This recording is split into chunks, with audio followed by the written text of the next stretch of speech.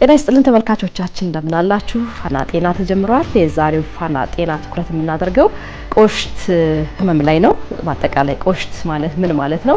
ቆሽት ታመመ ሲባልስ ምልክቶቹ ምን ይመስላሉ? መንስኤዎቹ የሚለውን እና ሌሎችንም ሀሳቦች ጨማምረን ከዶክተር ጋር ቆይታ እናደርጋለን። እናንተም በ8222 አጫጭር የጽሁፍ መልእክቶቻችሁን ብታደርሱን እኔ ፍሬህይወት በላይ እያስተናገርኩኝ ቆይታ እናደርጋለን። መልካም እንዲውላችሁ ነው በአክብሮት የምንጋብዘው። ዶክተር እንኳን ደህና መጡ። በጣም አመሰግናለሁ ፍቃደኛ ስለሆኑ። ዶክተር መንግስቱ እርቄ በጥቁር አንበሳ ስፔሻላይዝድ ሆስፒታል የአንጀትና የጉበት ሰብ ስፔሻሊስት፣ ጊዜዎትን አጣበው እዚህ ድረስ ስለመጡ እጅግ አመሰግናለሁ። በጣም አመሰግናለሁ ዶክተር። እንደው ዛሬ የቆሽት በሽታ ነው ልናነሳ የወደድነውና ቆሽት ስንል ብዙ ጊዜ ለጆሮ የሚርቅ ይመስለኛል። ተደጋግሞ ከሚነሱ ህመሞችም ቶሎ የማንሰማው ነው ብዬ አስባለሁኝ እኔ በግሌና እንደው ቆሽት ስንል ነው በአጠቃላይ ምን ማለት ነው፣ ለምንድን ነው የሚያገለግለው የሚለውን ነገር ከዛ ብንጀምርና ወደ ሌሎች ጉዳዮቻችን ብናልፍ ደስ ይለኛል። እሺ አመሰግናለሁ ስለጋበዝሽኝ፣ እኔም ደስ ብሎኛል። እንግዲህ ከኛ ሙያ ጋር በተገናኘ ከሚታከሙት የሰውነታችን አካሎች አንዱ ቆሽት ነው፣ ወይ በእንግሊዘኛው ፓንክሪያስ ብለን የምንጠራው ነው። እንግዲህ ምንድነው ይሄ ፓንክሪያስ የሚባለው ኦርጋን ወይም ቆሽት በሰው ልጅ ታሪክ ውስጥ እንዲሁም በእንስሳትም ታሪክ ውስጥ በጣም የሚታወቅ ነው። የሚገኘው በሆዳችን የመካከለኛው ክፍል ከጨጓራ ጀርባ በጀርባችን ነው የሚገኘው። ትንሽ ድብቅ ቦታ ነው። ይሄ ቆሽት ወይም ፓንክሪያስ የሚባለው አካላችን የሰውነታችን ፓርት ሁለት አይነት ስራዎች አሉት። አንደኛው ስራው ሆርሞን ወይ ደግሞ በአማርኛ ቅመም የሚባሉትን ያመነጫል። ምናልባት ቪዲዮ ላይ ሊለቁልን ይችላሉና እሱን ብናሳያቸውና በደንብ ለመግለጽ ይረዳናል ብዬ አስባለሁ። ስለዚህ በዚህ በሆዳችን የመካከለኛው ክፍል በጀርባ በኩል የሚገኝ የሰውነታችን አካል ሆኖ ሁለት ዋና ዋና መሰረታዊ የስራ ሂደቶችን ያከናውናል። እዚህ ጋር ማየት እንችላለን። እሺ ከዚህ የምናየው እንደምታይ ቆሽት የሚባለው አግድም ቢጫ ያለው ሶስት ፓርት ያለው ነው። ትንሽ ማስረዳት ይችላልው? ይቻላል ይመስለኛል። እስኪ ቆይትሩ ያስቸግራል ይመስለኛል። እሺ እሱ ጋር ነው ማስረዳት እዚህ ጋር ነው። ቆሽት ማለት ይሄ ነው፣ ቢጫው ወይም ፓንክሪያስ እንለዋለን። እንደምታዩ ከታችም ይታያል። የሚገኘው ከአንጀታችንና ከጨጓራችን ጀርባ ነው የሚገኘው። በዚህ ምክንያት ስሜቶቹ ብዙ ጊዜ ህመም ላይ በሚወድቅበት ጊዜ በቀላሉ አይገለጥም፣ ድብቅ ነው ባህሪው። አፍጥጦ እስኪመጣ ድረስ መገለጫው ይቆያል። ስለዚህ ስራው በዋናነት ስራው ያው ሆርሞናል ፋንክሽን እንለዋለን፣ ወይ ደግሞ የሰውነት ቅመሞችን ማመንጨት፣ ወይ በሁለተኛ ደግሞ ከምግብ መፈጨትና ዑደት ጋር የተያያዙ ኢንዛይሞችን ንጥረ ነገሮችን ያመነጫል። ለምሳሌ ፓንክሪያስ ወይም ቆሽት በተደጋጋሚ በሚቆስልበት ጊዜ ለረጅም ዓመታት ከቆየ ኢንሱሊን የሚባለውን ሆርሞን የማመንጨት አቅሙ እየቀነሰ ሲሄድ ታካሚው ወይ ደግሞ በሽተኛው የሆነው ሰው ስኳር ይዘዋል እና በስኳር ነው የሚመጣው። ግን ምርመራ ስታረጊ መሰረታዊ ምክንያቱ ማን ሆኖ ታገኘዋለሽ? ቆሽቱ ጋር ሆኖ ታገኘዋለሽ። እንዳንድ የስኳር ምንጭ ይሆናል። ኢንሱሊን የሚባለው በሰውነታችን ያለውን የስኳር መጠን በየጊዜው ከደም እየወጣ ከማቸት ባለበት ቦታ እንዲከማች የሚያዘው ሆርሞን ኢንሱሊን ይባላል። የስኳር ታካሚዎች በብዛት ይወጉታል። በመወጋት የሚታከሙበት የመድኃኒት አይነት ነው። ሁለተኛው ደግሞ ለምሳሌ አንድ ሰው ቅባት ያለው ነገር ቢበላ፣ ስጋ ነገር ቢበላ ቅባት ያለው ስጋ ያለው ካርቦሃይድሬት ያለውን ነገር ለመፍጨት የሚያገለግሉ የሰውነታችን ኬሚካሎች የሚመነጩት ከቆሽት ነው። እነዚህ በእንግሊዘኛው ትሪፕሲኖጅን ምንለው አለ፣ ላይፔዝ ምንለው አለ፣ አሚሌዝ ምንለው አለ። እነዚህ ኬሚካሎች በአማርኛ ይኖረዋል? በአማርኛ ትርጉም የላቸውም። እንግዲህ በቅርቡ ካልተተረጎመ በቀር በአማርኛ የላቸውም። ግን ኢንዛይሞች ነው የምንላቸው፣ ወይ ደግሞ እንግዲህ ንጥረ ነገር ማለት ይቻላል። ግን እነዚህ ቅባቱን ወደ ዝቅተኛ ሞለኪውል ወይ ደግሞ ዝቅተኛ ኤሌመንት የመቀየር ብቃት አላቸው። ስለዚህ ምንድነው በዋናነት እነዚህ ነገር ነው የሚያከናውነው። ባጭሩ ቅመም የማመንጨት፣ ሆርሞን የማመንጨት፣ የሰውነት ንጥረ ነገር እና ከምግብ ዳይጀሽን ወይ ደግሞ ከምግብ መፈጨት ጋር የተገናኙ ስራዎችን በዋናነት ያከናውናል ማለት ነው። ከምግብ ጋር ሲባል ቅባት ነክ የሆነ ፕሮቲን ነክ የሆነና ካርቦሃይድሬት ኃይል ሰጭ የሆኑ ነገሮችን ያደቃል ማለት ነው። ስለዚህ ይሄ መሰረታዊ ስራው ነው። ይሄን ለመስራት አደረጃጀት አለው፣ የራሱ ተፈጥሯዊ አደረጃጀት አለው። ካመነጨ በኋላ ከስዕሉ ላይ እንዳይሽው በመካከለኛው ቱቦ ወደ አንጀት ውስጥ እንዲገባ ያንን ኬሚካል ይለቀዋል። ካመነጨ በኋላ ምግብ ስተይ ጨጓራ ውስጥ ይገባል።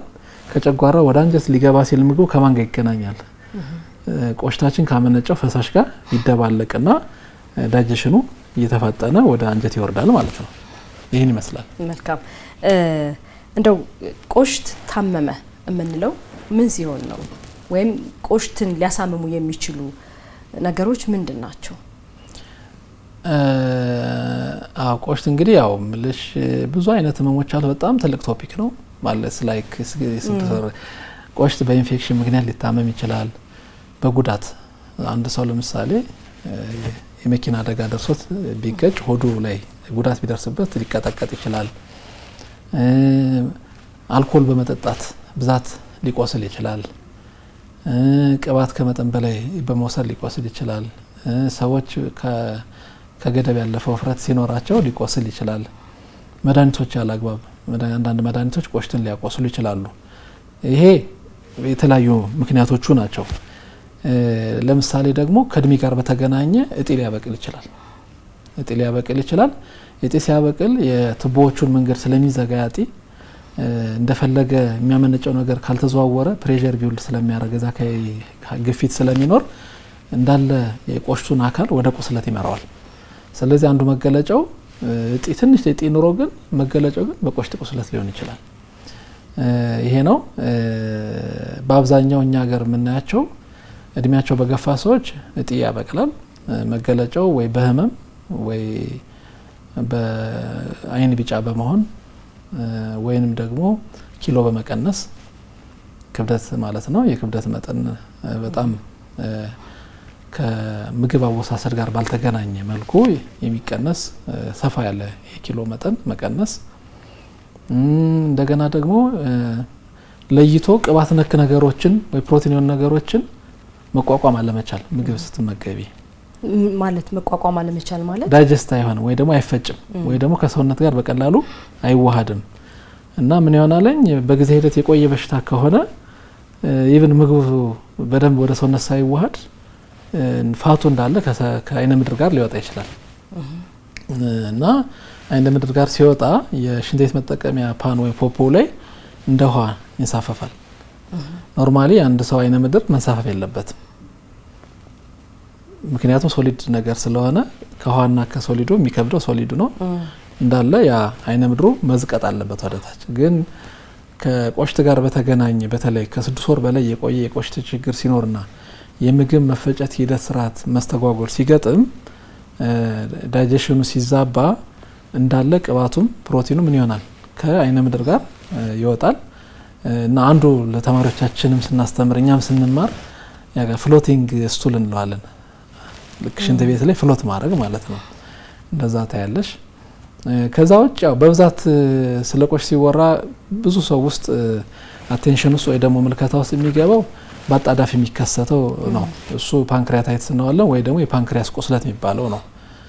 የቆሽት ቁስለት በሁለት መንገድ ነው የምንከፍለው። የአጭር ጊዜ በአጭር ጊዜ ተከሰተና ተደጋግሞ የተከሰተ ወይም ደግሞ ከ3 ወር በላይ የቆየ ተብሎ የሚከፈለው ነው። በአጭር ጊዜ የሚከሰተው ማለት ለምሳሌ አንድ ሰው የሐሞት ጠጠር ቢኖረው ኮሌስትሮሉ ከፍ ብሎ ጠጠር የሐሞት ጠጠር ቢኖረው ጠጠሮቹ ተንሸራተው ከሐሞት መስመር ወጥተው ወደ ቆሽት ነው ቢወተፉ ቆሽቱ እንዲቆስል ያደርጋሉ። ህመሙ በጣም ከባድ ነው። ከምጥ የበለጠ ህመም፣ በጣም አስቀያሚ ህመም ነው እና በዛ ሰዓት ምግብ መብላት አትችልም። ህመሙን እንኳን ለመቆጣጠር የሚያስችሉት መድኃኒቶች ብዛታቸው ብዙ ነው የሚሆኑት እና የህመሙ ብዙ ጊዜ የጨጓራ አይነት ህመም ነው የሚሆነው። ተመሳሳይ ነው ግን ትንሽ ክብደቱ ጨመር ያለ ነው። በአብዛኛው ግን በጀርባ በኩል እና የሆድን መሀል ሆሪዞንታል በአግዳሚ ህመሙ በቃ ታይቶ የማይታወቅ ከምጥ የከበደ በጣም ቅስምን የሚሰብር ፔን ነው። ለማገገም ጊዜ ይወስዳል። አጣዳፊው ጊዜ ይወስዳል። ካገገሙ በኋላ የተወሰኑት እንደ ምክንያቱ ያ ቆሽት እንደቆሰለበት ምክንያት ሊደጋገም ይችላል። አንድ ሰው ለምሳሌ ዛሬ አሞት ከወር በኋላ ወይም ከአመት በኋላ ራሱ ተመልሶ ሊመጣበት ይችላል። ግን መሰረታዊ ጉዳዩ ለምሳሌ ጠጠር ከሆነ ጠጠሯ ካወጣች ወይም ደግሞ የኮሌስተሮል መጠን ከተስተካከለ የቅባቱ መጠን ሰውነት ውስጥ ያለው ከተስተካከለ ደግሞ የመከሰት እድሉን ይቀንሰዋል። እድሜ የገፋ ሰው ለምሳሌ 60 65 60 ወይም 58 ሰው ተደጋጋሚ የቆሽት መቁሰል ከተከሰተ እጢ እንዳይኖር ነው የምንጠራጠረው አንዱ ምክንያት ማለት ነው። እና ከመቁሰሉ በጀርባ ያለውን ነገር ለማወቅ አንዳንድ ምርመራዎች ትሰራለች ማለት ነው። ስለዚህ ቆሽት በአጭር ጊዜ ሲቆስል ለምሳሌ በአንድ ወር ጊዜ ውስጥ ሲቆስል ትልቁ የጎላው ስሜት ህመም ነው የሚሆነው። ከህመም ቀጥሎ ማስታወክ፣ ምግብ አያስበላም፣ አያስቀምጥም፣ አያስነሳም፣ ቅድም እንዳልኩሽ አይነት ሁኔታዎች ይከሰታሉ። ከዛ ጋር ተያይዞ ቆሽቱ በሚቆስልበት ሰዓት የቁስለቱ ደረጃ ይለያያል ከሰው ሰው። አንዳንዴ ሙሉ የቆሽቱ አካል እንዳየሽ ቆሽት አንገት አለው፣ ራስ አለው፣ ሆድ አለው፣ በእኛ ስያሜ ጅራት አለው። የትኛው የቆሽቱ ፓርት ነው ቁስለት የያዘው፣ ከየትኛው ፓርት ነው ቁስለቱ የተነሳው የሚለው ሁሉ በሕክምና የራሱ የሚሰጠው ትርጓሜ ይኖረዋል። እና አንዳንዴ ሁሉም የቆሽቱ አካል በጣም በከፍተኛ መጠን ሲቆስል በዛ ልክ የሰውየውም የህመም መጠን ይበረታል። እና በሂደት እያገገመ ሲሄድ ጠባሳ እየፈጠረ አካባቢው ፈሳሽ ነገር እያጠራቀመ አንዳንዴ እንዲያውም በጣም የሚያጠራቀመው ፈሳሽ 2 ሊትር 1 ሊትር ድረስ ያጠራቅማል አካባቢ በቁስለቱ ምክንያት። ያንን ቁስለት ደግሞ ወይ በኦፕሬሽን ወይ ደግሞ በኤንዶስኮፒ እናስተነፍሰዋለን፣ ይወጣል ቁስለቱ። አንዳንዴም ኦፕሬሽን ተደርጎ ወይም ያለ ኦፕሬሽን በኤንዶስኮፒ አካባቢው ይጠረጋል። በእንግሊዘኛው ያው ኔክሮሴክቶሚ ይባላል። ወይም ፈሳሹ ደግሞ ድሬን ይደረጋል፣ ይፈሳል ማለት ነው። ይሄ ከባዱ አይነት ነው። ያንዳንድ ሰው ደግሞ ሁሉንም የሰውነት ክፍሉን የፓንክሪያሱም የቆሽቱን ወይም ደግሞ የተወሰነን ከፊሉ ነው፣ ግን የቁስለቱ ደረጃ መለስተኛ ይሆናል። ያገግማሉ። ካገገሙ በኋላ መሰረታዊ ምክንያቱን ካስወገድሽው ለዛ ቁስለት የሆነውን ነገር ላይ መለሱሉ ይችላል። የቆየ የሚባለው በተደጋጋሚ የመጣ የሚቆስል ለምሳሌ አልኮሊክ የሆነ ሰው ወይ አልኮል ከመጠን በላይ የሚጠቀም ሰው ዛሬ አሞት ከሆነ የዛሬ 6 ወር ቢያመው እንደገና አመት ቆይቶ ደግሞ ሊያመው ይችላል። ያ ማለት ምንድነው? ክሮኒክ ሆነ ማለት ነው። እስካላቋረጠ ድረስ ባያቋርጥም አንዳንዴ የቆሽት ቁስለት ትንሽ ከበድ የሚያደርገው ምንድነው? አንዴ ከቆሰለ ምክንያት ባይኖርም ከዛ በኋላ ደግሞ የመቁሰል እድሉ ከፍተኛ ነው። ምክንያቱም ቆስሎ የዳነው ቲሾ ዛካ ያለው የስጋው አይነት ድሮ የነበረው አይደለም፣ የቆሰለና ምክንያታዊ ነው። እና ለመቁሰል ምክንያት ነው የሚፈልገው እና በራሱም ጊዜ ሊቆስል ይችላል። ስለዚህ የመደጋገም ባህር አለው እና ከ6 ወር በላይ ከቆየ ክሮኒክ እንለዋለን። ከ3 ወር በፊት ከሆነ አኪዩት ይባላል ወይ ደግሞ በአጭር ጊዜ ተከሰተ ይባላል። ረጅም ጊዜ የቆየ ከሆነ ለምሳሌ ከ6 ወር በላይ የቆየ ከሆነ ታቂዋለሽ። ቆስሎ ሲድን በአልትራሳውንድም በሲስካንም ስታይ ታቂዋለሽ። በረጅም ጊዜ ሄድ ምግብ የመፍጨት አቅምሽ እየቀነሰ ሰውነትሽ ምግብ የመቀላቀል የገባ ምግብ ወደ ሰውነትሽ የመዋሃድ እድሉ እየቀነሰ ሲሄድ ክብደት እየቀነስሽ ምግብ እያጠረሽ ጡንቻሽ እየሳሳ ወይ ስኳር ያበቅላል ያ ሰው ወይ ቲቢ ይዘዋል አቅሙ ይዳከማል። እንዲህ የሆነ በተለያየ መንገድ ይገለጻል። በጣም ሰፊ ነገር ነው ዶክተር። ቀደም ሲል አጣዳፊ ቁስለትም እና ደግሞ እጢ እያሉ እያነሱልኝ ነበርና አጣዳፊ የምንለው የተለየ መንስኤ ይኖረዋል ከቁስለቱ ወይም ከካንሰሩ? አሁን በጣም በአጭር ጊዜ ውስጥ የሚከሰቱ የቆሽት ቁስለቶች ምክንያታቸው ከሀገር ሀገር ቢለያይም ግን እንደው በስምነት ደረጃ እንደው በጣም በማይለያይ ደረጃ አንደኛው አልኮል ነው እና ሁለተኛው ይቀያየራል። አልኮል የሚጠቀሙ ሀገራት አሉ ማለት በወጣትነታቸው ጀምሮ አልኮል ማለት አልኮል መጠጣት በራሱ ችግር አይደለም፣ ግን መጠኑ ነው ዋናው መጠኑ። እዛ ደግሞ የሐሞት ጠጠር በብዛት የሚታወቁት ምክንያቶች እነዚህ ናቸው፣ የሐሞት ጠጠርና አልኮል ናቸው። ከዛ ሲቀጥል ደግሞ የሰውነት የኮሌስትሮል መጠን። ከኮሌስትሮል አይነቶች ደግሞ ትራይግላይሰራይድ የምንለው በተለይ ዘይት ላይ የምናገኘው የምግብ ዘይት አለን አይደል? እሱ ላይ ያለው ትራይግላይሰራይድ እሱ በደም ውስጥ መጠኑ ከተወሰነ ቁጥር በላይ ከፍ ሲል ወይ ከ500 ወይ ከ1000 በላይ በተለይ ከ1000 በላይ ሲሆን ቆሽትን የማቁሰል ባህሪ ያለው። ከዛ ውጭ ደግሞ እንዳልኩሽ ካሁን በፊት ለምሳሌ ሰርጀሪ የነበረው ሰው በሆነ ምክንያት ሆዱ ሰርጀሪ የተሰራለት ሰው ወይ የተዘጋ ትቦ ካለ ወይ ደግሞ ትራውማ ካለ ጉዳት ካለ ሊከሰት ይችላል። መድኃኒቶች ቆሽት እንዲቆስል ያደርጋሉ፣ ግን ብዙ ጊዜ መጠናቸው ትንሽ ነው፣ ብዙ ጊዜ አናይም እና በዋናነት ቆሽትን በአጣዳፊ የሚያቆስሉት አልኮልና የሐሞት ጠጠር ናቸው። መልካም ተመልካቾቻችን ፋና ጤና ነው በመከታተል ላይ ያላችሁ። የዛሬ ርዕሰ ጉዳያችን ስለ ቆሽት ህመም ነው። ዶክተር መንግስቱ እንግዲህ ከጥቁር አንበሳ ስፔሻላይዝድ ሆስፒታል ውስጥ ነው የሚሰሩት። የአንጀትና የጉበት ሰብ ስፔሻሊስት ናቸው። በዚህ ዙሪያ መረጃ እያካፈሉ ነው የሚገኙ። እናንተም ሀሳብ አስተያየት ካላችሁ በ8222 አጫጭር የጽሁፍ መልእክቶቻችሁን ብታደርሱን እናስተናግዳለን። ቆይታችሁ ያማረ እንዲሆን በድጋሚ እንጋብዛለን። እንመለሳለን። ዶክተር አንዳንዴ በተለምዶ ሊሆን ይችላል ቆሽቴን አደበንከው ቆሽቴን አሳረርከው ይባላልና ይሄ ከንዴት ጋር የሚገናኝ ነገር አለው? እንደው እውነት ለመናገር ያው ይባላል፣ እኔም ሰማለሁ። እንግዲህ ምንድነው ያው ቅድም እንዳልኩሽ ነው የህመሙን ደረጃ ለመግለጽ የሚባል ይመስለኛል። የቆሽት ህመም ከንዴት ጋር ምናልባት አይገናኝም፣ ከንዴት ጋር አይገናኝም። ብዙ ጊዜ ከኬሚካል ከመድኃኒቶች እዛው አካባቢ ካሉ ነገሮች ጋር ነው የሚገናኘውና ግን ለመግለጽ የተፈለገው ምንድነው የቆሽት ህመም የህመሙ መጠን ማመን ነው የሚያቅትሽ። ሰው በዛ ልክ ደረጃ ሲታመም ማየት ይከብዳል። አንዳንዴ በጣም ነው የሚሰቃዩት። ፔኑ በጣም ኃይለኛ ነው።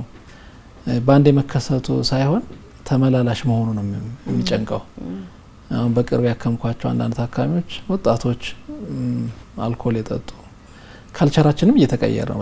ወይ ካልቸራችን ማለት የአመጋገብ የመጠጥ ስርዓታችን አይተሽ ከሆነ ያው ሰው አሁን ግብዣ ቤት ከሄዶ እንደ ቀለል ያለ ነገር አይጠጣም። አሁን ቀጥታ ወደ ሃርድ ላይከር ወይ ደግሞ ደረቅ አልኮሎች ወይ ውስኪ ወይ ጂን ወይ አረቂ ነው የሚቀርበው። ኢቭን አሁን ልቅሶ ቤት ራሱ አይተሽ ከሆነ አረቂ በኮዳ ነው የሚቀርበው። እሱ ወደ የት ይወስድና ላላቅም እንግዲህ ግን ካልቸሩ አሁን ወደ አውሮፓ ብትሄጅ በወጣትነታቸው ያው ኢንዱስትሪው ስላለ አልኮል በዛት ይጠጣሉ። በዚህ የመጠቃት እድላቸው በዛ ልክ ነው የሚከሰተው። ስለዚህ ሲቪላይዝድ የሆነ አንድ ሀገር ትንሽ በኢኮኖሚ እየሰለጠነ ሲሄድ ሰውም ከተሜ የሆነ ሲሄድ እነዚህ ነገሮችም ፕራክቲስ የማድረግ የመውሰድ አቅሙም እየጨመረ ይሄዳል፣ መስተንግዶም ላይ ምንም ላይ እና ይሄንን ነገር ተመልክቻለሁ። ስለዚህ አሁን አንቺ ለጠየቅሽ ጥያቄ መልሱ ቆሽቴን እንደብናረከው የሚለው ነገር በቃ እንዴት ጋር ቢሆንም ግን የህመሙ መጠን የስሜቱን መጠን ለመግለጽ የተባለ ይመስለኛል። አመሰግናለሁ። የቀደም ሲል ሲገልጹልኝ የአጣዳፊ ነበረ ሲያብራሩልኝ የነበረውና ስር የሰደደ የሚባልም አለ። እድገቱ እየጨመረ ስለሚሄድ ነው ራሱን የቻለ የተለየ ነው። ስር የሰደደ ማለት ጊዜው ነው። ጊዜው ማለት እና በተደጋጋሚ መከሰቱ ነው። ቆሽት ማለት በጣም ለመኖር ለህልውና በጣም ወሳኝ የሆነ የሰውነታችን አካል ነው። እንዳልኩሽ ቆሽት ከሌለ የሚመነጩ ነገሮች አይኖሩም። እነሱ ከሌሉ መተው ምግብ አይፈጭም፣ አይዋሃዱም ወደ ሰውነት። ካልተዋሃዱ የንጥረ ነገር ችግር ነውጥ ይኖራል። ኢቭን ምግብ የሚባል ስለማይዋሃደሽ ኢሚዩኒቲሽ የመከላከል አቅምሽ የሰውነትሽ ግንባታ ስለሚቀንስ በጥቃቅን አሁን ለምሳሌ አብዛኛው የኢትዮጵያ ሰው ቲቪ ኢንፌክትድ ነው ወይ ደግሞ በኢንፌክሽን በቲቪ የተጠቃ ነው። ግን የቲቪ በሽታ አይዘው ባክቴሪያ ውስጣችን እያለ ግን ወደ በሽታ አይቀየርም። ያ ምንድነው የመከላከል አቅማችን ጥሩ ስለሆነ ማለት ነው። ያ ሰው ግን በምግብ ሲጎዳ ወይ በሌላ ህመም ሲጠቃ ለምሳሌ በኤችአይቪ በምን ቢጠቃ ተደብቆ የነበረው ኢንፌክሽን ምን ይሆናል? ወደፊት ተጋላጭ ሆኖ ወደፊት ለፊት ስሜት አውጥቶ ይመጣል ማለት ነው። እንደዛ ሁሉ የፓንክሪያስ ከ6 ወር በላይ የተደጋጋሚ ቁስለት መኖር ስራውን ሙሉ ለሙሉ እየተወ እንዲሄድ ባህሪውን እየቃና ከህመሙ ባለፈ የሚያመነጫቸውን ነገሮች ሙሉ ለሙሉ በሂደት እየረሳ እየተወ ይሄዳል። በዚህ ምክንያት ብዙ ጊዜ ለምሳሌ ስኳር ታካሚ ሆኖ የቆየ የቆሽት ቁስለት ያላቸው የምግብ ጥረት ያላቸውን ሰዎች መድኃኒት ኢንዛይሞቹ እነዚህ የሚመነጩትን ነገር በካፕሱል መልክ እንተካላቸዋለን። ምግብ ሲበሉ አብረው ነው እነሱን የሚወስዱት። እነዚህ የሚወሰዱት ነገሮች ቆሽት የሚያመነጫቸው የነበሩ ነገሮች በምትክ መውሰድ ማለት ነው። ስለዚህ በጣም ውድ ናቸው። በካፕሱል ታሽጎ ነው የሚመጣው። ሁሌም ምግብ በበሉ ቁጥር እነሱ መውሰድ አለባቸው። ያን ካልበሉ አስቸጋሪ ሁኔታ ነው የሚፈጠረው። ቅባት በልተሽ አስቢ እንግዲህ ጮማ ነገር አሁን እኛ ቁርጥ ይበላል አይደል? ዳይጀስት ካልሆነ ምን እንደሚሆነው እንደዛ ማለት ነው። ዳይጀስትም ሆኖ ደግሞ በከፊል አብዞርብ ነው የሚሆነው። ከተመጠጠ በአንጀታችን ከተዋሃደ ቀሪው ደግሞ ከሰውነት ሳይዋሃደን ከወጣ በቂ የሆነ የምግብ ስርዓት የለንም ማለት ነው። ከመቆየቱ ጋር በተያያዘ ደግሞ ቅድም እንዳልኩሽ እድሜያቸው በገፋ ሰዎች ከበስተጀርባው እጢ ካለ እጢው ከዚህ ከመፍሰሻ ስርዓቱ የሚያመነጫቸውን ኬሚካሎች ከሚያልፍባቸው የትቦ ስርዓት ጋር የተገናኘ እጢ ነው ወይስ ዝም ብሎ ከሰውነቱ ጋር የተገናኘ ነው የሚል አለው። እነዚህ ሁሉ በራሱ የራሱ ሂደት አለው እና የቆየ ሲባል በአጣዳፊ የተከሰተው ነገር በጊዜ ሂደት ይሽራል ተብሎ ሲጠበቅ ግን እየተደጋገመ እየተከሰተ ሄደ ለማለት ያህል ነው። መልካም። የቆሽት ምናልባት ምልክቶቹ አንዳንዴ ከጨጓራም ከአንጀትም ጋር የመመሳሰል እድል ሊኖራቸው ይችላልና የሚያለያያቸው ነገር ምንድነው? ምልክታቸውስ የሚያመሳስላቸው ነገር ምንድነው? ያው የሚመሳሰሉት በስሜት ይመሳሰላሉ ታካሚው ሲመጣ። ግን የቆሽት ግን ለየት የሚያደርገው ምንድነው? ህመሙ ጠንከር ያለ ነው። በዋናነት ከፊት ለፊት ህመም ይልቅ ከጀርባ ያለው ህመም በጣም አስቸጋሪ ያደርገዋል። አይተው የማያውቁት ለየት ያለ ህመም ነው የሚሆነው። ብዙ ጊዜ እነዛ ታካሚዎች ለዛ ህመም የሚሆን ምክንያታቸውን ይናገራሉ። ወይ አልኮል የሚጠጣ ከሆነ አልኮል ጠጣለ ይላል፣ ወይ ደግሞ ያሞት ጠጠር አለበት ተብዬ ነበር ይላል ያ ሰው፣ ወይ ደግሞ አመጋገቡ ቅባት የሚደፍር ሰውና ኮሌስትሮል ያለው ወፍረት ያለው ሰው ሊሆን ይችላል፣ ወይ ደግሞ የሆነ መድኃኒት ለሆነ ምክንያት እየወሰድክ ነው ብሎ ሲነገር ያን አንቺ እንደ አንድ ሂንት ወይ ደግሞ እንደ ምክንያት ቆጥረሽ በዚህኛው መልክ ታያቸዋለሽ። የጨጓራ ህመም ደግሞ ምንድነው? የጨጓራ መድኃኒት ሲወስዱ ወዲያው ነው እረፍት የሚኖራቸው። በአንድ ቀንም ባይሆን 1-2-3 ዶዝ ከወሰዱ በኋላ ለውጣቸው ሙሉ ለሙሉ ባይሆንም ግን የሚያረካ ለውጥ ይኖራቸዋል። አንዳንዴም ኢንዶስኮፒ እንሰራላቸው እና አልሰር ከሌለ፣ ቁስለት ከሌለ፣ የጠበበ ነገር ከሌለ፣ የቀላ ነገር ከሌለ ወደ ቆሽት ህመም ምርመራ እንሄዳለን ማለት ነው። ይሄ ነው የሚሆነው።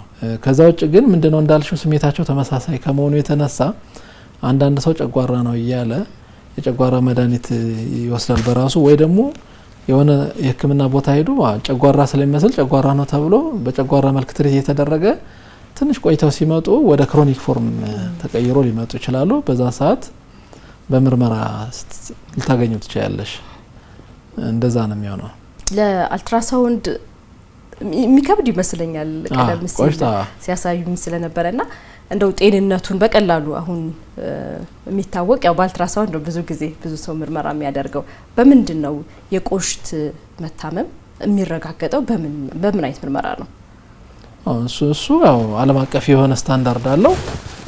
መጀመሪያው ዋናው ህመሙ ነው። ህመሙ ቲፒካል ነው። ቲፒካል ማለት በቃ የማያሻማ ነው፣ በብዛት አያሻማም። ከዛ ሲቀጥል በደም ቅድም ያልኩሽን ኢንዛይሞች ወይ ቅመሞች ላይፔዝ፣ አሚሌዝ የሚባሉት ትለኪያቸዋለሽ። ስትለኪያቸው ቁጥራቸው ምን ያደርጋል? ከሚጠበቀው በላይ በ3 እና በ4 እጥፍ ከፍ ይላል። ወይ ደግሞ በአልትራሳውንድ ያየዋል ቆሽትን። ግን ምንድነው ታካሚው ያለው ዝግጅት ነው የሚወስነው። ምግብ በልቶ የመጣ ሰውና በባዶ ወደ የመጣ ሰው እንዳልኩሽ ቆሽት ቦታው ድብቅ ስለሆነ ከወድ ከጨጓራ መለስ ብሎ ወደ ኋላ ስለሆነ ፊት ለፊት ስታየው ጋዝ ወይ ደግሞ አየር ሆዳችን አንጀታችን ውስጥ ያለው አየር ሊጋርድሽ ስለሚችል ነው። ግን በደንብ ለተዘጋጀ ሰው ያየዋል። አልትራሳውንዱ ኖርማል ነው ማለት ግን ቆሽት አልታመም ማለት አይደለም። ህመም ካለውና እነዚህ ምልሽ በደም የተለኩ ነገሮች እስካሉ ሁለቱ ካሉ በቂ ነው። አልትራሳውንድና ህመሙ ካለ በቂ ነው። ካልሆነ ደግሞ ሲቲ ስካን እናነሳለን። ብዙ ጊዜ ግን ሲቲ ስካን የምናነሳው ሲቲ ስካን ከ72 ሰዓት በኋላ ነው። የመጀመሪያው 72 ሰዓት ሲቲ ስካን አንሰራም። ምክንያቱም ቆሽት በቆሰለበት ሰዓት ሲቲ ስካን ስታነሺ የሚሰጡ የሚወጋ መርፌ አለ። እሱ መርፌ በሽታውን ያባብሰዋል ተብሎ ስለሚገመት ብዙ ጊዜ ከ72 ሰዓት በኋላ ነው። ቁስለቱ ትንሽ ረገብ ካለ በኋላ የሲቲ ስካን ምርመራ እንዲታዘዝ ይመከራል። ሲቲ ስካኑ የሚጠቅምሽ የበሽታውን ደረጃና አይነት ቅድም እንዳልኩሽ ሙሉ ለሙሉ ቆሽቱ አብጧለኝ፣ ቁስለቱ በጣም ከመጠን ያለፈ ብግነት ነው የሚባለው በአማርኛ። ብግነቱ ሰፊ ነው ወይ፣ የሆነ ቦታ ኤሪያ ነው ወይ፣ ተያያዥ የሆነ እብጠት እጢ የሚመስል ነገር አለ ወይ፣ የተወተፈ ጠጠር አለ ወይ፣ ወይስ ምንም ነገር ሳይኖር ነው የቆሰለ የሚለውም ነገር። አንዳንዴ ይሄ የቆሽት መቁሰል በተፈጥሮም ይከሰታል። ማለት በተፈጥሮ ማለት አውቶኢሚዩን ዲዝ ይሆናል። አውቶኢሚዩን ማለት የኛ የራሳችን የሰውነታችን መከላከያ ቆሽቱን ሊያቆስል ይችላል። ምክንያቱ አይታወቅም። የተወሰነ በተለይ ወደ መጀመሪያ ወደ ጭንቅላቱ አካባቢ ያለውን የቆሽት ክፍል የማቁሰል ባህሪ ሊሆን ይችላል። ግን ብዙ ጊዜ ኮመን አይደለም። ያኔ አላናይም፣ አልፎ አልፎ እናገኛለን። እሱም የራሱ ምርመራ ሂደት አለው። በጣም አመሰግናለሁ። እንቀጥላለን። ተመልካቾቻችን ፋና ጤናን በመከታተል ላይ ትገኛላችሁ። ርዕሰ ጉዳያችን የቆሽት ብግነትና ተያያዥ ህመሞችን እያነሳን ነው የምንገኘው። 8222 አጫጭር የጽሁፍ መልእክቶቻችሁን ያስተናግዳል። በዛ መጠቀም ትችላላችሁ። ስመኝ ያዘጋጀችልን አንድ ባለ ታሪክ አለን። የእሱን ታሪክ ተከታትለን ተመልሰን እንገናኛለን። አሁንም ቆይታችሁ ከኛ ጋር ይሁን።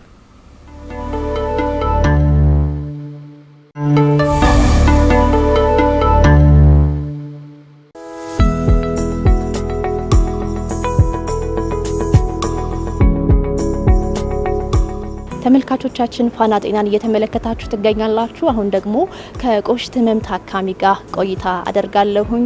እንኳን ደህና መጣ። እንኳን ደህና ቆየሽ። እስኪ እንተዋወቅ። ያሬድ እባላለሁ።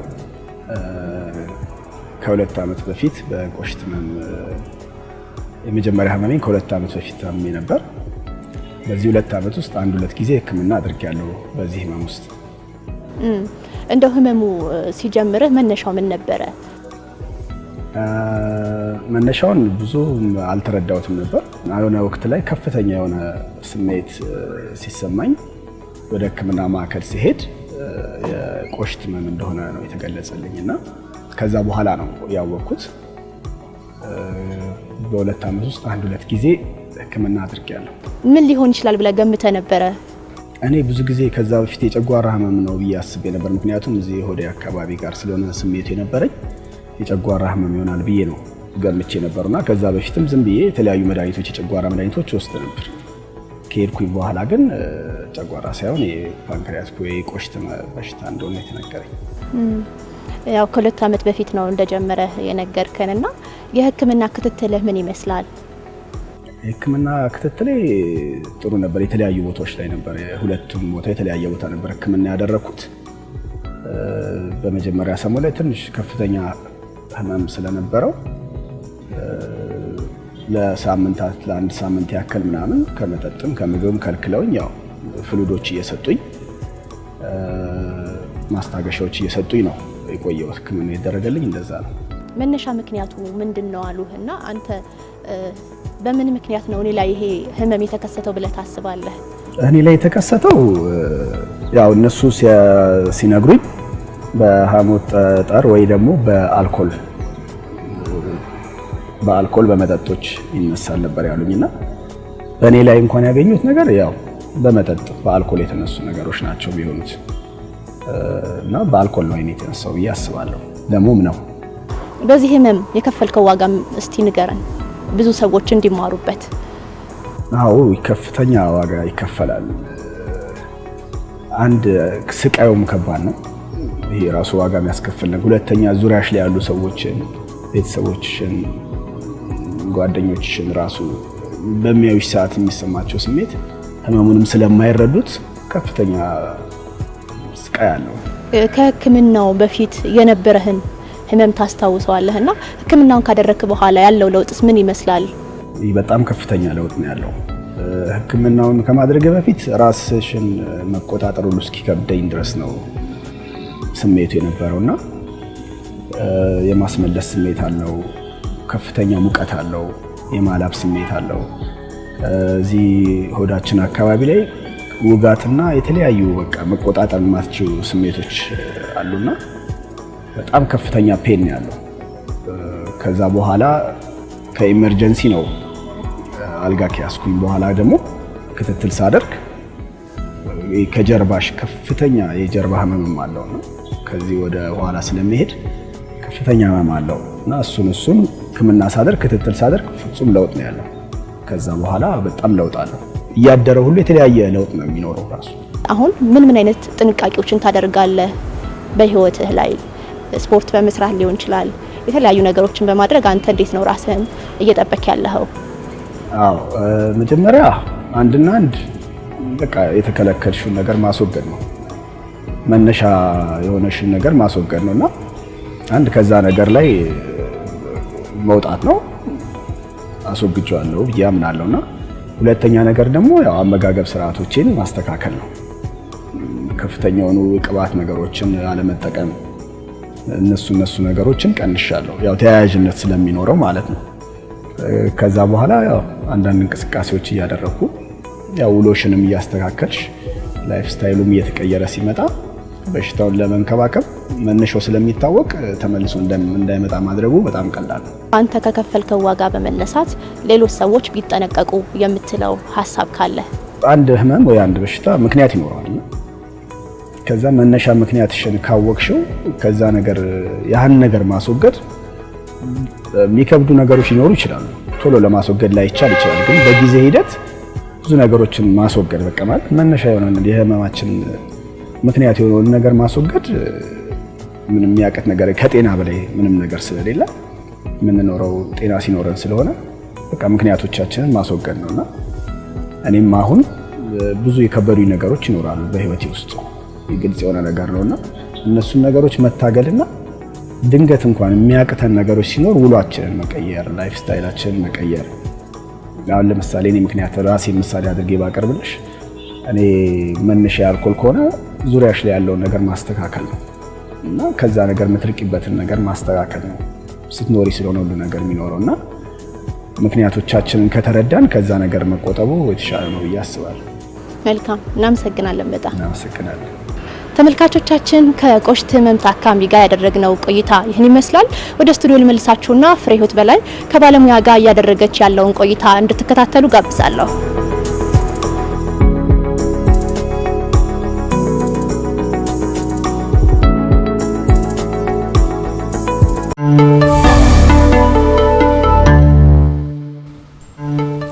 ተመልሰናል። ተመልካቾቻችን ባለ ታሪካችንን አዳምጠናል። እንዳጋጣሚ ዶክተር እርስዎ ነዎት ያከሙት እና እንደዛም እያወራን ስለነበረ ነው በአልኮል እንደሆነ እያነሳልን ነበርና አንዴ ከታከመ በኋላ አልኮል ቢተውም ተመልሶ የመምጣት እድሉ ምን ያክል ነው የሚለውን ነገር ከዛ ሀሳብ ተነስተን ብናነሳ ደስ ይለኛል። እንግዲህ ምንድነው ያው እንዳልኩሽ አልኮል ካቆመ የመከሰት እድሉ በጣም በብዙ መጠን ይቀንሳል። ግን አሁን ከታካሚያችን እንደተረዳ ነው እሱ አሁን አልኮል ካቆመ 2 አመት ሆኖታል። ግን ከዛ በኋላ 2 ጊዜ ነው የታመመው። ያ ሊሆን የሚችለው ምንድነው መጀመሪያ በታመመበት ጊዜ የቆሽቱ የቆሰለበት መጠን፣ የደረሰበት ጉዳት፣ ይዞት የቀጠለው እክል ይወስነዋል እና ለምን ተመልሶ ይከሰታል የሚለው እዛ አካባቢ ያሉ የቆሽት ትቦች ቀጭንም ወፍራምም አሉ፣ ብዙ ናቸው፣ ብዙ መስመር ያላቸው። ከነዛ ውስጥ እንግዲህ በከፊል ቆስሎ የዳነ ይኖራል፣ ሙሉ ለሙሉ የደፈነ ሊኖር ይችላል።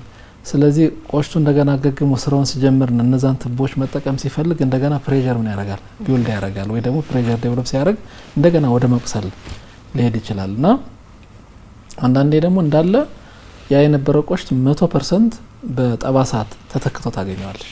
ቆስሎ በቃ ልክ አሁን እንግዲህ በማመሳሰል ትንሽ ከባድ ቢሆንም አንድ ለምሳሌ የሆነ የቆየ ሰፈር አሮየ ቤቶች ያሉበት ሰፈር እሳት ቢነሳ ትንሽ ተቃጥሎ ማስጣል አለ፣ በከፊል ተቃጥሎ ማስጣል አለ፣ ሙሉ ተቃጥሎ ራሱ ከተቃጠለ በኋላ አመድና እንጨት ነው የምታየው። ልክ እንደዛ ነው ቆሽት። በቃ ምንም እንደዛ አይነት የሰውነት አካል እንዳልነበረ እስኪመስል ድረስ ሙሉ ለሙሉ በቁስለት ሊተካ ይችላል። ስለዚህ የመከሰት እድሉ ብዙ ጊዜ ተደጋግሞ የመከሰት እድሉ ከአልኮል በኋላ ማቆም በጣም ፍቱን ነው። ብዙ ጊዜ ኢፌክቲቭ ነው ወይ ደግሞ ጤናማና ውጤታማ ነው።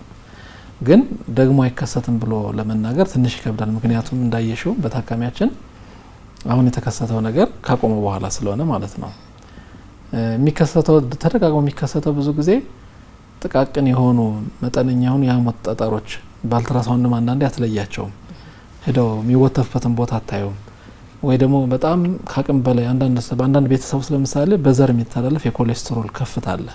ትልቅ ኮሌስትሮል መድኃኒትን በሰጫቸው ኮሌስትሮል ብዙ ጊዜ ምን ያደርጋል ከፍ ይላል።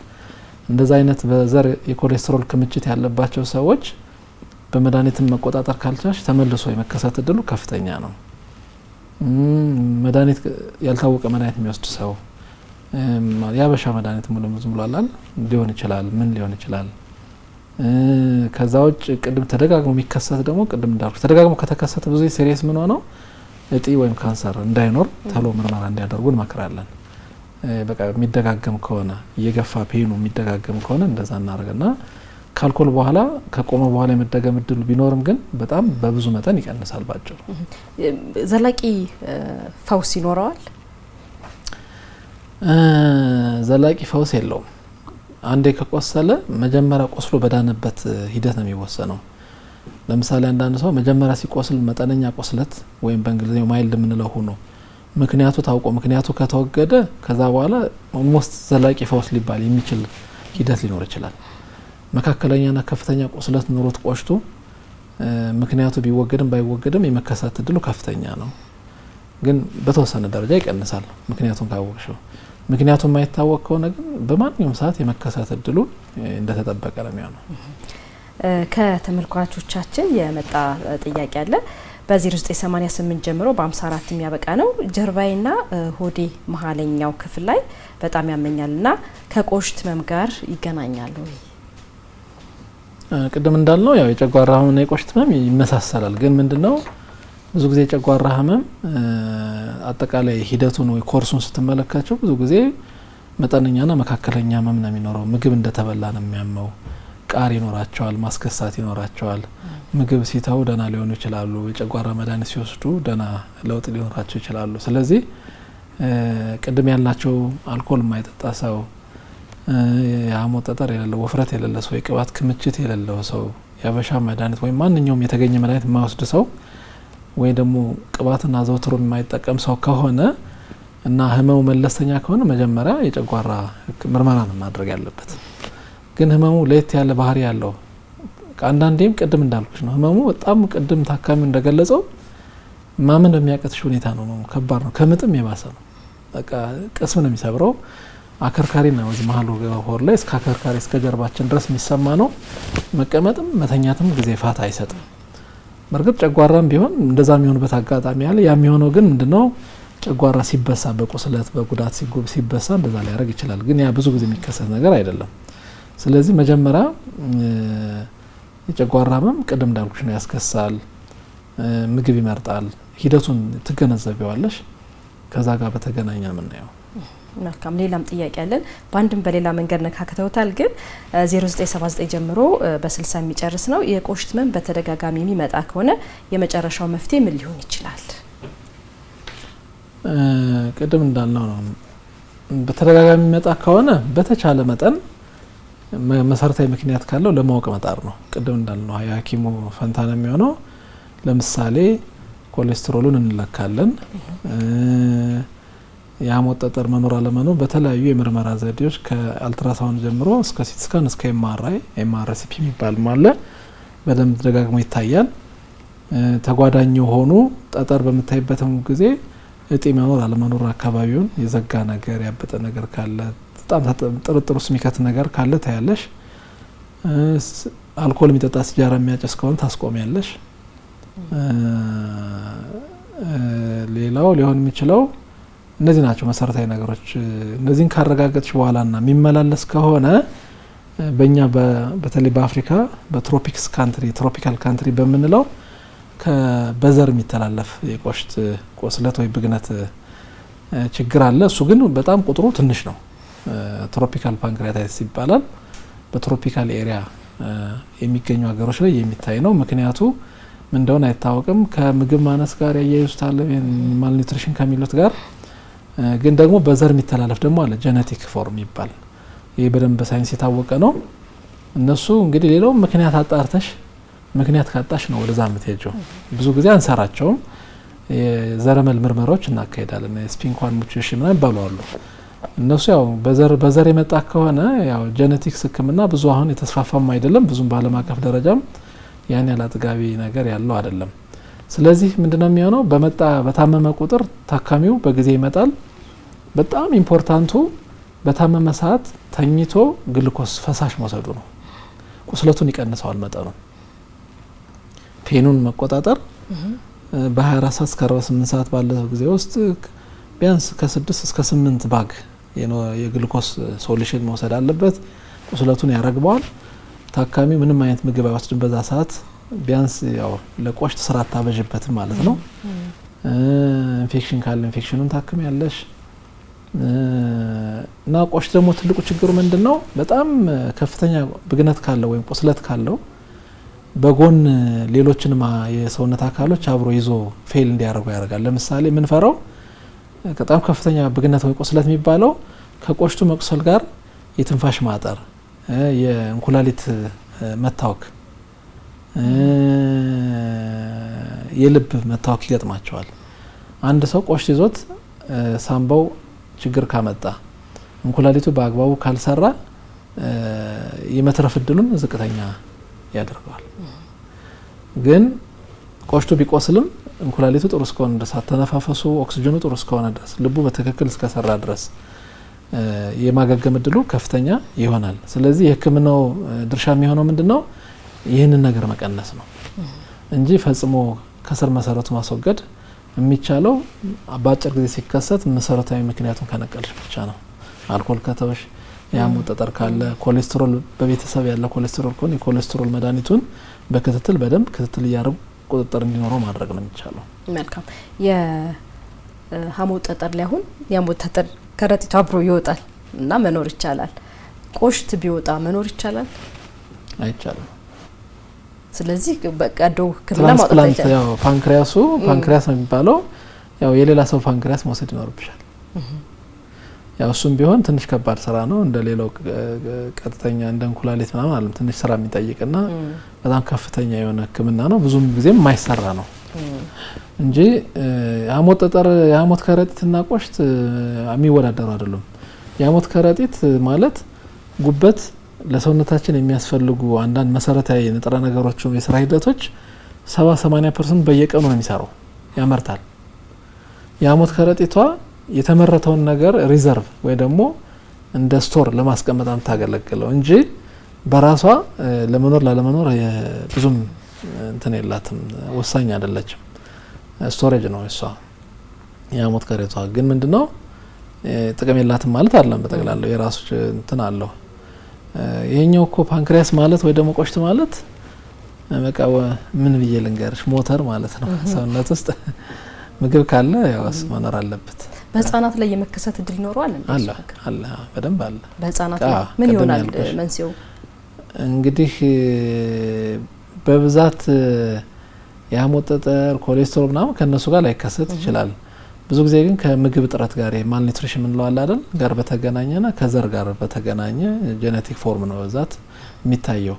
ግን በጣም እንዳዋቂ ኮመን አይደለም፣ ያን ያህል የምናየው ነገር አይደለም። በእርግጥ እኔ ህጻናት ሐኪም አይደለሁም ብዙ ማላይም እንደዛ አይነት ነገር። ግን ብዙ ጊዜ ወይ መድኃኒት ወይ ደግሞ ቀደም እንዳልኩሽ በጄኔቲክ የሚመጣ ፓንክሪያታይተስ ወይ ደግሞ ብዙ ጊዜ ትሮፒካል ፓንክሪያታይተስ ያልኩሽ ቀደም ብዙ ትሮፒካል ፓንክሪያታይተስ የምግብ እጥረት ማል ኒውትሪሽን ይባላል አይደል ከሱ ጋር ይገናኛል ይላሉ። ግን ሳይንሳዊ ግንኙነቱ በደንብ የተብራራ አይደለም። እንደዛ ነው። ኦኬ። የአጣዳፊ ያልን እንደገና የቆየ አልን ካንሰር የሚሆንበት እድል አለ?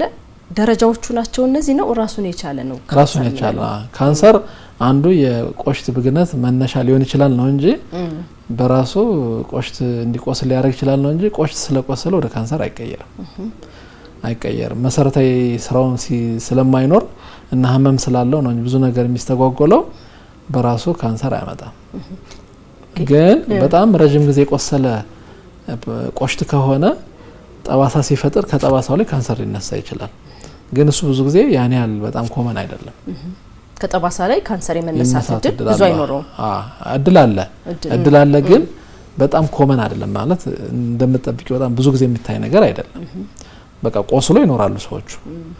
በዛ ምክንያት ያው ቅድም እንዳልኩሽ በመድኃኒት በምን እንተካላቸዋለን የሚያስፈልጋቸው ነገሮች።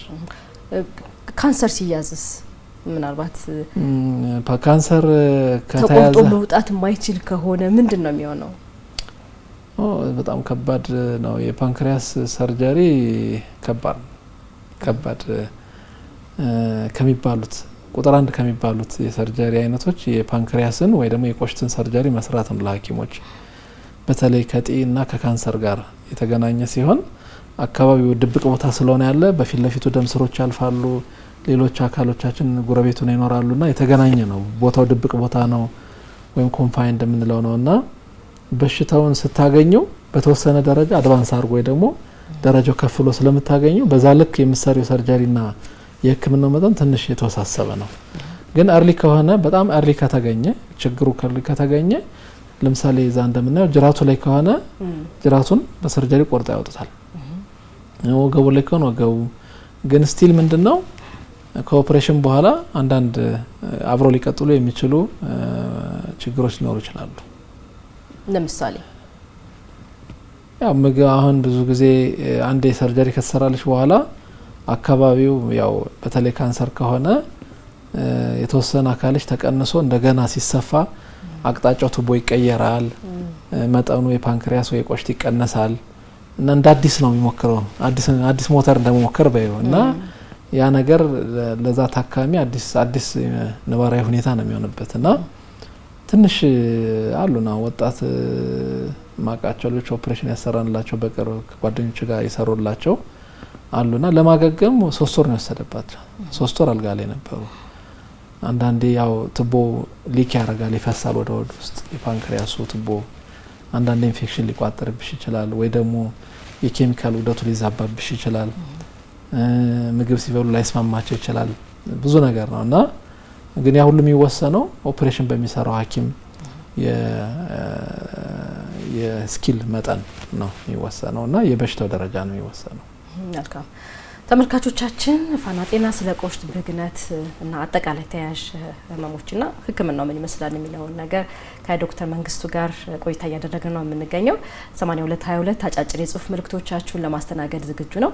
አጭር መረጃ ተከታትለን ተመልሰን እንገናኛለን።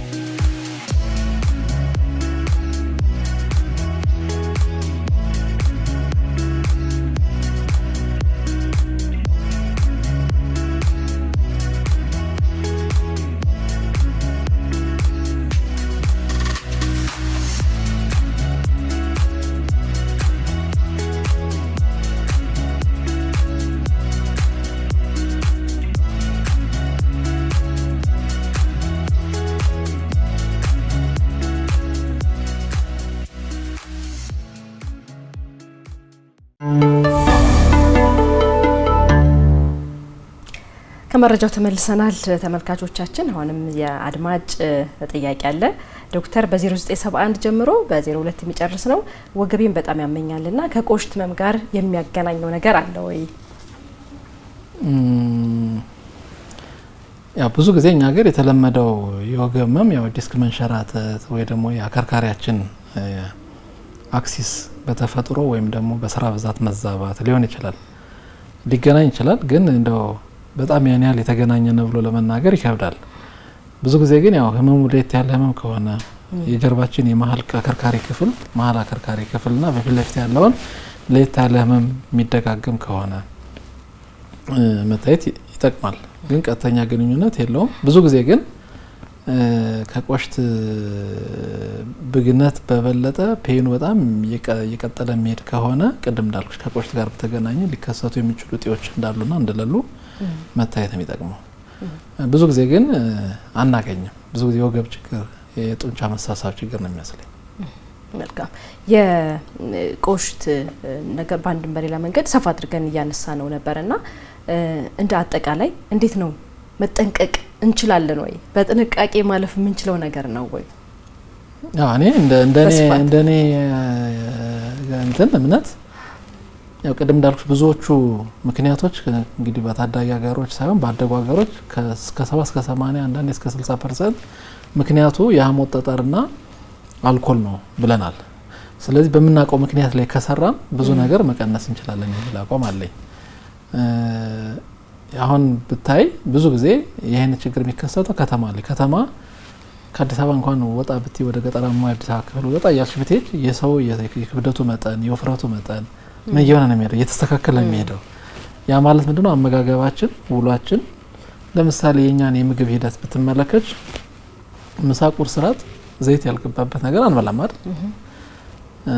አንድ ማንኪያ ዘይት ብትወስጂ እንደው ካልተሳሳትኩ ወደ 270 ኪሎ ካሎሪ ያለው ያ ማለት አንድ ቀን ኤክሰርሳይዝ ብታደርግ ያን ያህል አታቃጥይም። አዎ አይሆንም። በቀን 3 ማንኪያ ዘይት ብትወይ ከዛ በላይ ተጠራቅሚውን የኮሌስትሮል ትራይግላይሰራይድ የሚባለውን መጠን አስቢ፣ በዛ ልክ ውፍረትሽን አስቢ።